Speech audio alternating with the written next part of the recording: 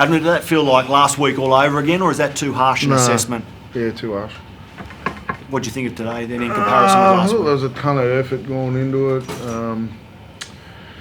Look, last week our game was riddled with play one errors, and clearly we had a lot of errors again today. But we've got a team. I thought we had 15 out of 10 moments of effort to try and turn them away, but it took its toll clearly.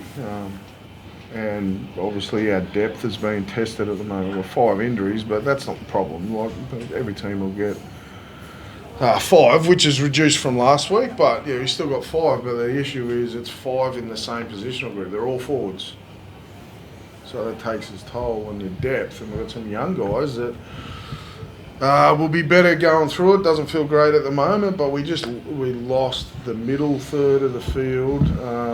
Across the back end of that across the front part of the second half, and took its toll. And thought they had to work hard for a fair few of their tries, and they got a couple of things went their way. And but yeah, look, I feel disappointed. I always want to win. We always want to win, and we hate especially losing here.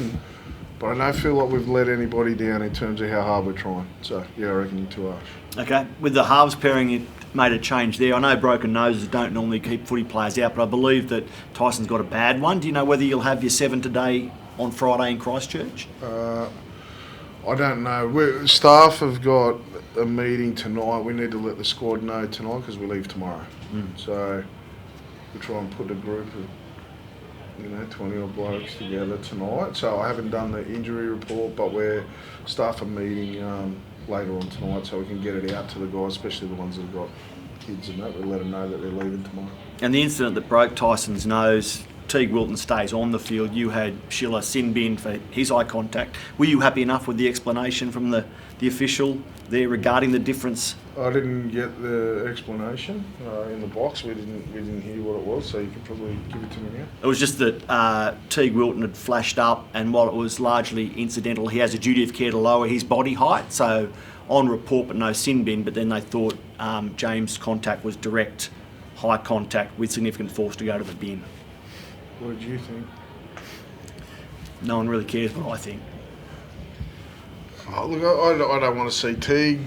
It's footy, it's rugby league, but I don't know who intervened in the one with Schiller, but it was, they were lowering in the act of trying to score a try, I believe. I don't know what he's meant to do, just let him score the try, but I don't want to come in here and whinge about that stuff. I don't want to see Teague in trouble, and I certainly didn't think that it warranted 10, but I'm just going to lay off that.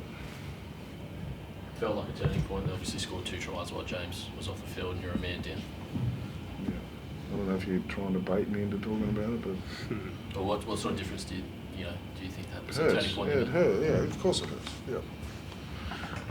Kalen, did it feel different tonight compared to last week? Yeah, I think it did. I thought we were in that game. Going at, 4-16 or whatever it was at half time, come out. Obviously, to fight with 12 men and give them cheap balls is a tough ask. I thought we did well to get into half time at 4-16 despite the errors that we made and the field position that we gave them. That period after half time definitely hurt.